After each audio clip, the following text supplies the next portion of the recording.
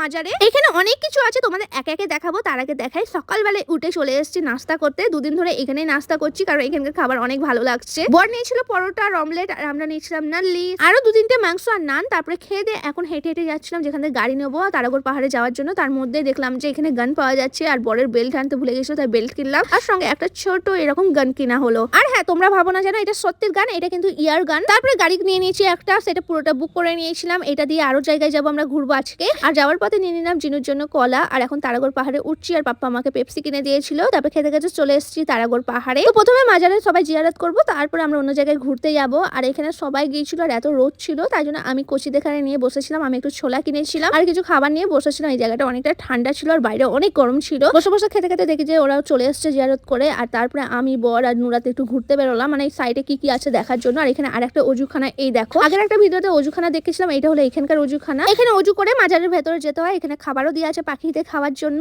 আর এইটা হলো main gate ভেতরে মাজারে যাওয়ার জন্য এখানকার। আর এখানে একটা দাঁড়িপাল্লা দেখতে পাচ্ছ, এখানে অনেকের যারা বাচ্চা হয় না তারা যদি এখানে মাঙে, মানে এখানে যদি মান্নাত করে তাহলে বাচ্চা হয়। আর এই গাছটা দেখতে পাচ্ছ, এই গাছটার একটা ফল আছে, সেই ফলটা যদি তোমরা খাও সেই ফলটা খেলে তোমাদের বাচ্চা হবে। আর এই দেখো এই ফলটা। আর এখানে বলা হয় নাকি অনেকে মান্নত করেছে, বেশিরভাগ সবাইকার মান্নত পুরো হয়েছে। আর এই দাঁড়িপাল্লাটা বললাম না, যাদের বাচ্চা হয়ে যায় তারপরে এখানে এসে দাঁড়িপাল্লাতে বাচ্চাকে রেখে তারপরে তুলতে হয়। আর এই গাছের ফল না আমাকে ফ্রিতে দিয়েছে। আবার তোমরা ভাবো না যেন আমি ফল নিয়েছি, আমরা বাচ্চার কোনো ট্রাই করিনি, আমাদের কোনো প্ল্যান নাই। এই যে নিচে যে তাবিজ দিয়ে ফলগুলো আছে না প্যাকেটে করা, সেগুলো তোমরা টাকা দিয়ে নিতে পারো, কিন্তু উনি অন্য একটা প্যাকেটে নিজে থেকে ভরে আমাকে ফল কিছু ফ্রিতে দিয়েছিল, খুশি করে, তাই আমি ও রেখে দিয়েছি। তো কারো লাগলে তোমরা আমার কাছ থেকে নিয়ে যেতে পারো।